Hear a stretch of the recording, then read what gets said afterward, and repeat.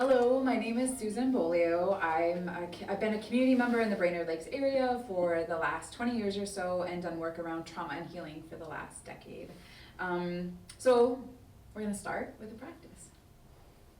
So this one is awareness of the body. We're going to do a bit of a body scan. So inviting you to, again, just like get yourself into a comfortable position. If it feels good to have both feet on the floor, again, have both of your feet on the floor.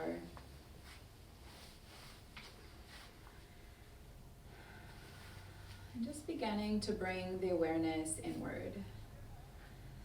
And we're going to scan through the body a couple different times, but this first time as we scan from the head down to the toes, we're going to tune into sensations of aliveness in the body. And sensations of aliveness might feel like warmth, tingling, expansion, flowing and movement. So just beginning to tune in as you scan from your head all the way down to your toes, noticing sensations of aliveness in the body.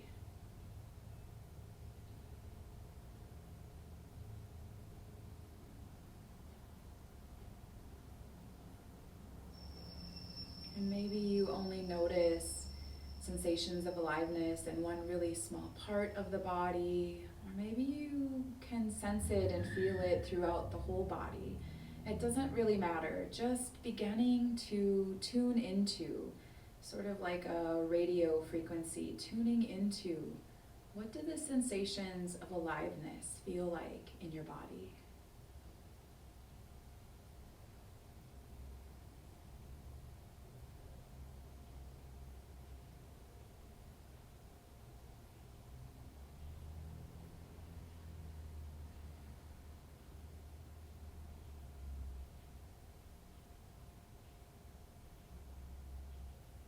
Now we're going to scan through the body another time from the head down to the feet. And this time as we're scanning, we're going to tune into and notice sensations of stress in the body. So maybe noticing contraction, tightness in muscles, cold, sensations of coldness, maybe even discomfort or pain. And I know these sensations can be a little bit more difficult to sit with, but just reminding yourself that these sensations are ways that the body talks to us, gives us really important information. Our bodies do so much for us every day. Can we just tune into the body, noticing these sensations of stress, and listen to the body like we would a good friend?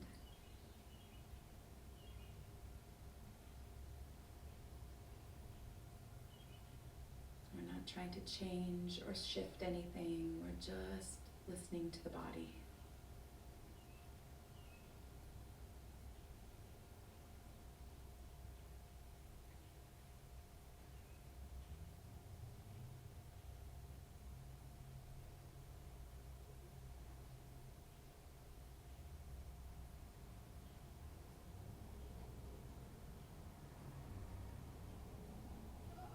Maybe taking a slightly deeper inhale, lengthening the exhale a bit as you now bring your awareness to sensations in the body of numbness, absencing. And what this might look like or feel like is parts of the body that as you tune in, there's sort of nothing there. There's no felt sensation of aliveness or stress. There's just nothingness, or maybe you even feel a sense of numbing.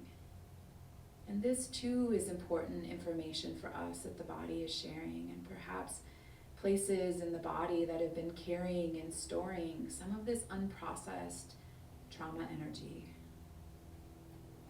So just again, seeing if we can scan the body with an open and curious mind, noticing where is there numbing, absencing, parts of the body that are hard for us to tune into.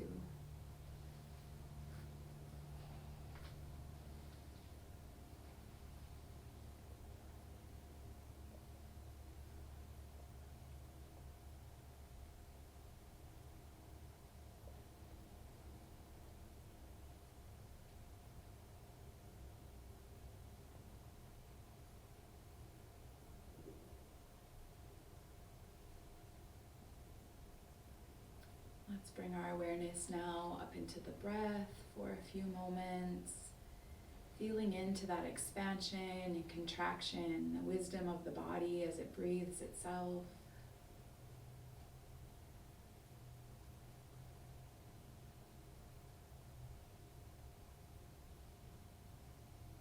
And then closing with the grounding breath together. A nice big inhale in through the nose. And a slow exhale out through the mouth.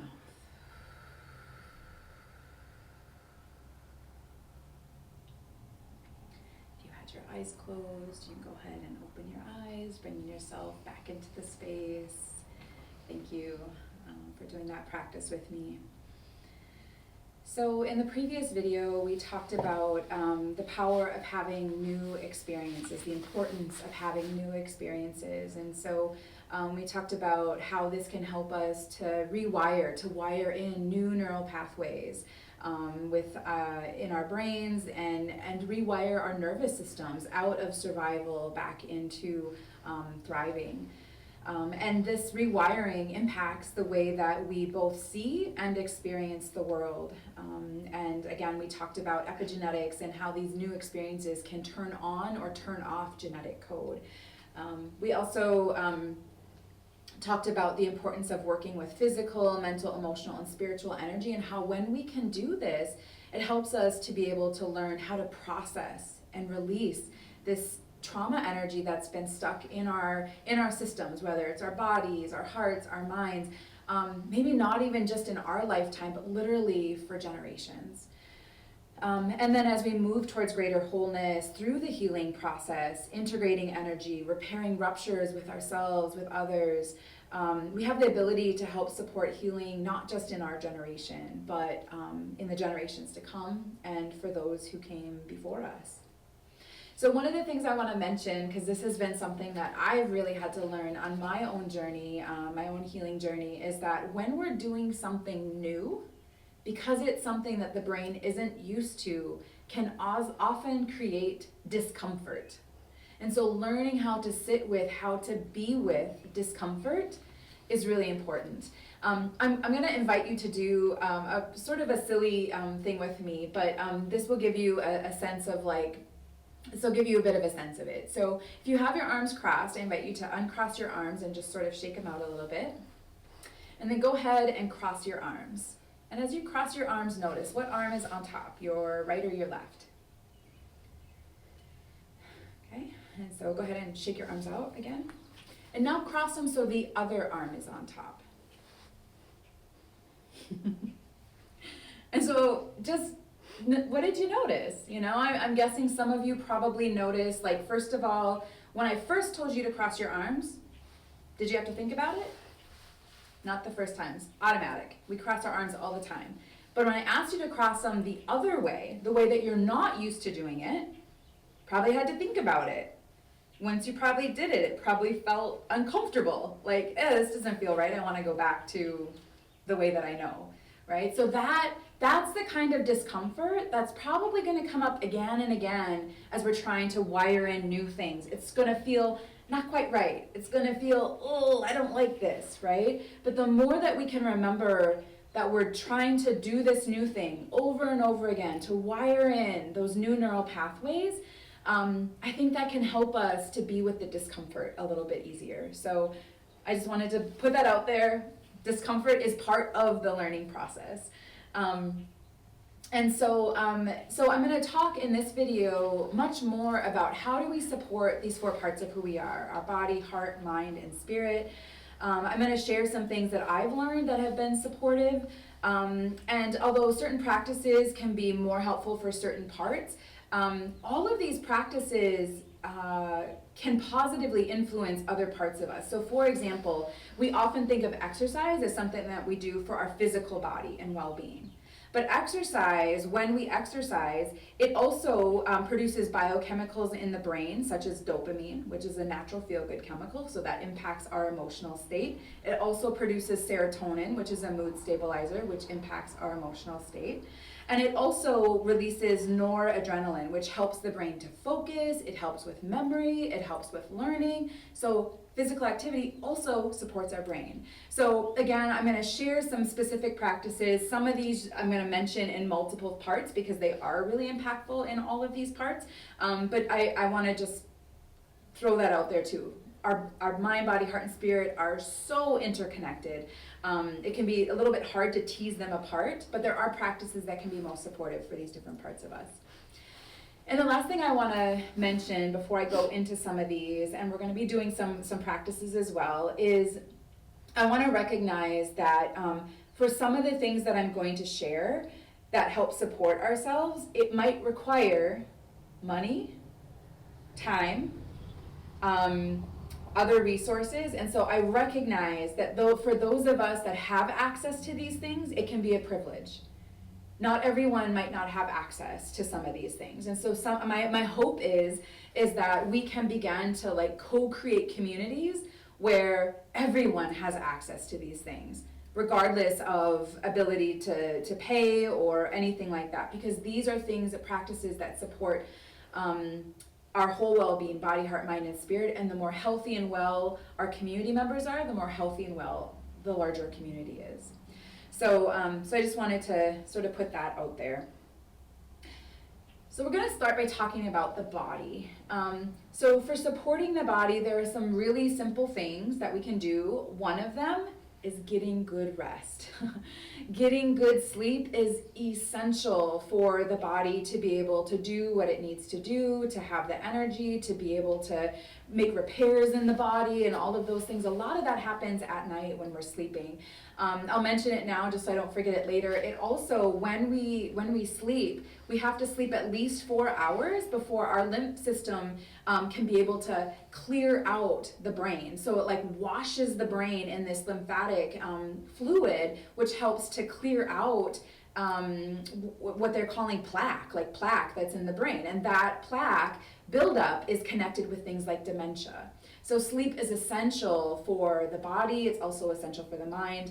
So on average, the average adult needs between 7 and 9 hours of sleep. So if you're getting regularly less than that, it might be worth thinking about how might you be able to increase not just the amount of sleep that you're getting, but the quality of sleep that you're getting. So doing things like shutting off screens at least an hour before bed, sleeping in a really dark room, sleeping in rooms that are cooler rather than warm. Our bodies sleep better when we're in colder environments. So those are some ways that we can improve our sleep. Another really important thing for supporting the body is nutrition and hydration. And again, I recognize like healthy nutrition and can be hard to access because healthy foods tend to be more expensive than a lot of the high processed, high sugar, high carbohydrate foods that are available in convenience forms and things like that. But good nutrition and hydration is essential. One of the things I want to mention about the nutrition piece is that I talked about serotonin, which is a mood stabilizer. And so 80 to 90% of this serotonin is produced in our GI tract. And so what we eat impacts our body's ability to produce serotonin, to utilize serotonin. I'll mention this quickly too with it. When we take things like antibiotics that like kill all of the flora fauna in our systems, it can really impact our moods because it impacts our body's ability to produce serotonin. So doing things like eating prebiotics, probiotics, all those types of things are supportive after you've had to take antibiotics. So just want to mention that as well. Another thing that can be incredibly supportive for the body, and there's really solid research on this, in addition to the fact that our ancestors for most of human existence naturally had to do this because we didn't have access to grocery stores, is fasting. And so things like intermittent fasting can be supportive. I think I'd mentioned in the last video that digestion takes a lot of energy. So when we're constantly digesting food, it means that our body can't use that energy to like make repairs or other things like that. So when we can fast for whether it be 12 hours or 24 hours, sometimes even 2 or 3 days can totally reset the whole body. And then from there, then if you like move into eating healthier foods, it just it helps to reset the immune system, reset the body. It's really good. If you're interested, look up more information on fasting. And like I said, our ancestors inadvertently had to do it on and off as food, was scarce or available or not or things like that. So So our human bodies are used to that from hundreds of thousands of years versus the last 100 years where we've had access to food pretty much when we want it. Another one, and I had mentioned already, is exercise, physical activity, and even somatic work. So things like yoga, somatic practices, massage, singing, dancing, all of those can be really, really powerful ways to begin to like move some of that stuck energy that's stored in the body specifically. And so anyone who's done any sort of like yoga or somatic work, massage, sometimes people will be in the middle of it and suddenly something gets released and they have a big emotional response. That is not only normal, it's really good. That means that the wisdom of your body knew that it was safe and ready to release that energy. And so again, like having people that can be supportive when those things happen and understand what's happening when you're doing somatic work or yoga work or massage or other things like that is really important. So that's where things like trauma-informed yoga, trauma-informed massage, all of that comes into play. Another thing that's really supportive for the body, which we started with the practice, was doing body scans. So our body is constantly talking to us, letting us know what it needs, letting us know how we can support it. And so learning how to tune into the language of the body can help us know, when are we really hungry? When are we thirsty? When do we need rest? All of those things that when we're not tuned into the body, we can just sort of like full steam ahead and blow through our body screaming at us to slow down and rest, which then of course leads to disease or illness or other things like that. So tuning it regularly into the body through body scans can be super supportive for the body and getting back into connection with our body. Grounding outside is also a real, I know it can be a little bit challenging in Minnesota in certain times of the year to ground outside, but there's, again, like, this is something innately that we know and many of us have experienced, but also there's now good research around it, around the importance and power of grounding. So the earth has its own sort of energetic field, and it has more what's called like negative ions that the earth releases.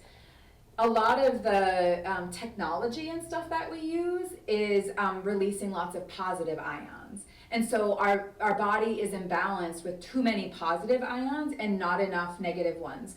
In part because we live in buildings and houses that keep us disconnected from that energy. But we also walk around with shoes that have rubber on the bottom of that make that impossible for that energy to come up and through our body. Whereas like our ancestors wore leather shoes or went barefoot, so they were constantly able to be in relationship with that energy of the earth. So taking your shoes off, just placing your feet on the ground, laying out a blanket and just laying your whole body on the ground for even a couple minutes can really help reset the nervous system, reset the body, get in more of those negative ions to help balance your system out a little bit more.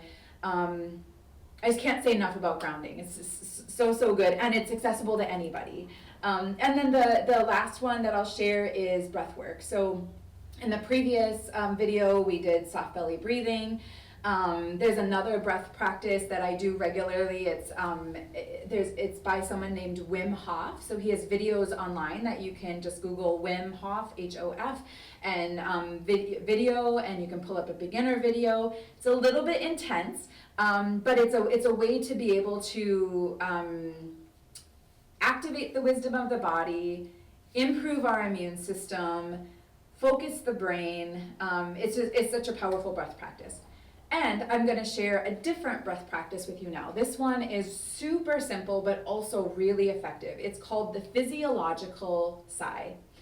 And so I'm going to invite you to do it with me. We'll do 3 rounds of it. And the physiological sigh is, I'll demonstrate it first, and then we'll do it together. So it's a big breath in, another breath in. Okay, so breath in, another breath, and then just let it out. So we'll go ahead, breath in, out. And do that again, breath in, out. Let's do that one more time together. Breath in,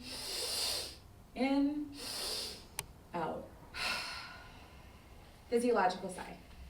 So that also is really supportive for the body. Now I'm gonna switch gears a little bit and talk about some things that we can do to support the mind. One of my most important practices has been practicing mindfulness, and bringing myself back into the present moment. And so mindfulness, there's lots of different practices around this, but mindfulness can literally be done doing anything. Washing the dishes, really paying attention to what does the water feel like on my hands? What is the temperature? What does the plate feel like? What is the texture? What is the weight? Bringing as much awareness to what you're doing in that moment. Chopping veggies, reading to your kids, driving a car. Hopefully most of us are doing that as mindfully as possible. But literally anything you do, when you really bring your awareness to what's happening, what do things feel like, what do they smell like, what do they taste like, what are they, all of those things, helps you to build awareness. And in that awareness then, the power of that is when something happens and I have awareness, I can choose how I want to respond to it. But if I don't have awareness and something happens, remember the prediction brain, I go into my automatic responses, fight, flight, freeze, faint, fawn, right? I go into the automatic thing, the program in my mind. And so mindfulness and awareness practices help us to offset that. Another one is sleep. I had mentioned sleep is essential for the brain to be able to clear out the plaque. It's essential for us to be able to focus, for learning. If we don't get good rest, we often end up with brain fog and other things that make it hard for us to be able to think and to learn. Good nutrition, fasting, I talk some about that with the body, but it's also super supportive for the mind. Anyone who's ever done an extended fast, once the initial craving to eat sort of goes away after day 2 or even day 3, for me, I notice my mind really focused. It's easy for me to get stuff done because my brain is flowing on all cylinders. So fasting can be really supportive for the brain, as is good nutrition. Exercise and physical activity, we talked about that and how it releases norepinephrine, which helps with focus, memory, learning, things like that. We're going to do a practice that is connected to, and I probably should have done it in the mindfulness one, but that's connected to the present moment awareness. This is a super simple practice. And again, a lot of times especially when we feel activated by something, our brain goes into the future, or we go into the past, anywhere but here. 5, 4, 3, 2, 1 is a practice that brings us back into our body. So we're going to do this. We're going to do this practice now. So we're going to start by, I'm going to invite you to notice 5 things that you feel. So maybe it's the sensation of a piece of clothing on you, or maybe you can feel the temperature of the air. Maybe you can feel the support of the chair you're sitting on or the floor. Maybe you're noticing internal sensations in the body. Maybe you're hungry, your stomach's growling, or maybe you can feel your heart beating. So what are 5 things that you feel?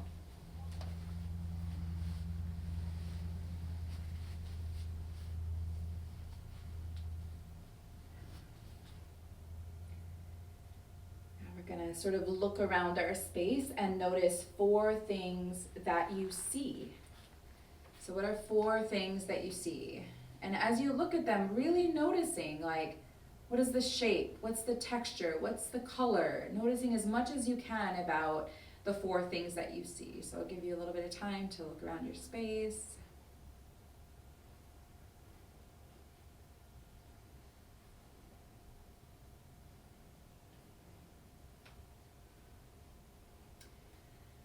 We're gonna tune in now to 3 things that we hear. So what are 3 things that you hear?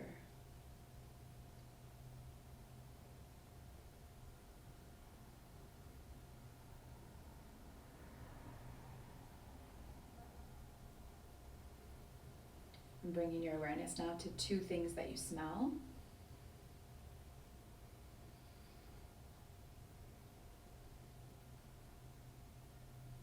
This one might be a little bit harder depending on how long it was since you last ate or drank something, but 1 thing that you taste.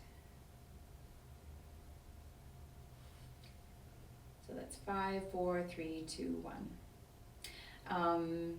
Grounding outside, which I mentioned, is also really good for the mind, as is breath work. So soft belly breathing, physiological sigh, Wim Hof, all of those help to regulate the nervous system and sort of bring the brain, we talked earlier about the handy model of the brain in the previous video, helps us to, Dan Siegel says, hug our amygdala, bring this prefrontal cortex back online. Breath work can be really supportive for that.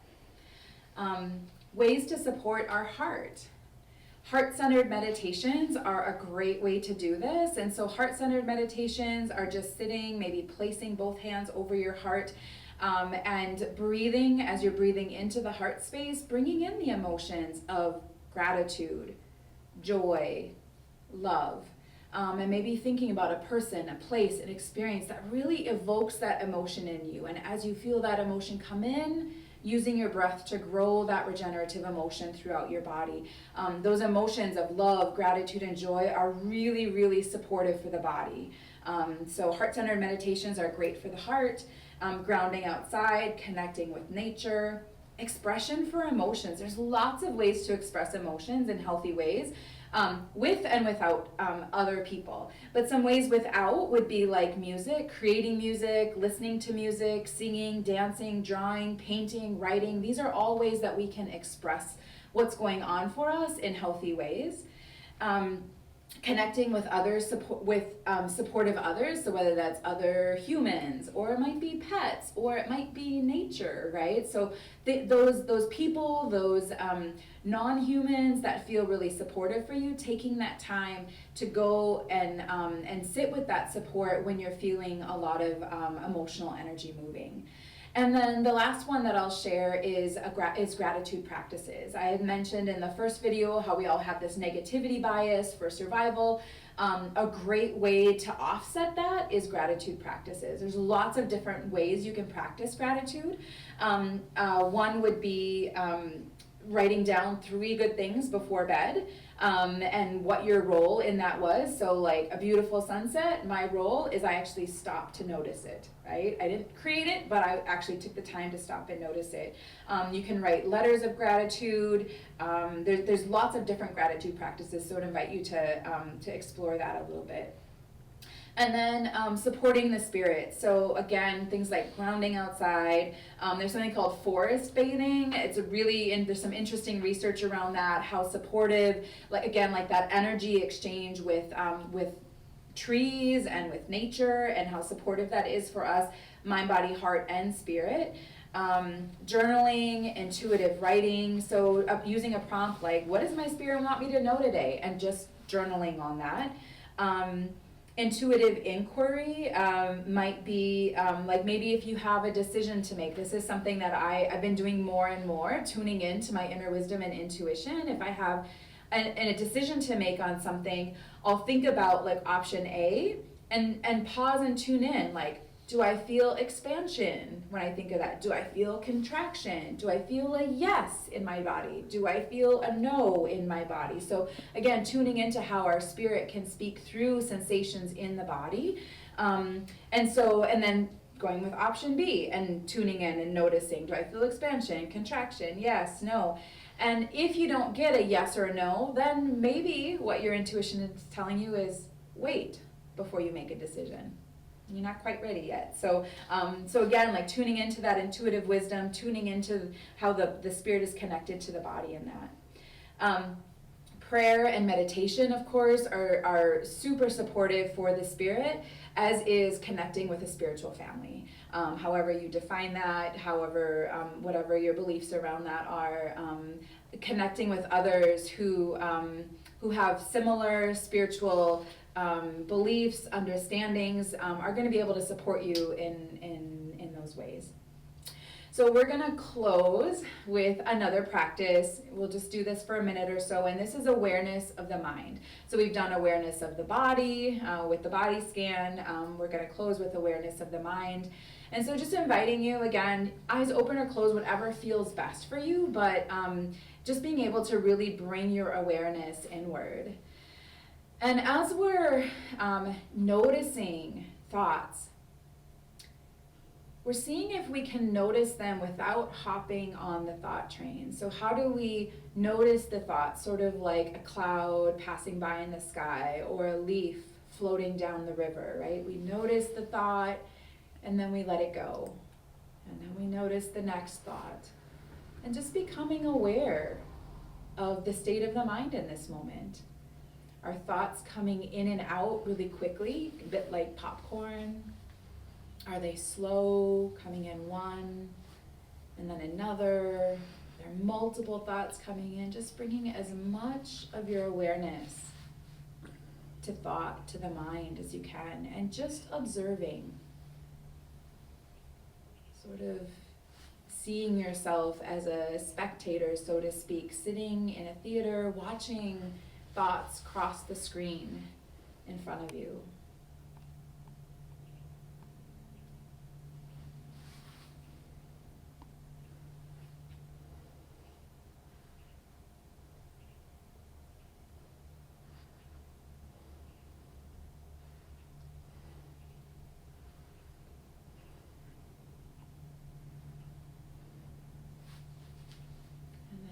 Go of awareness of thought and bringing yourself back. And so I love awareness of mind too, because it can remind us that we are not our thoughts. Sometimes our thoughts can be so big and so like just like pulling us in that we sort of like forget that we are not our thoughts. We're not the things that we're thinking. And so when we can sort of pull our awareness out, we remember that we are spirits having thoughts. We're spirits in human bodies having human thoughts, having human experiences, human emotions. So awareness of mind. I hope you continue to explore and get curious about some of the practices that I shared and see how they're supportive for your mind, body, heart, and spirit.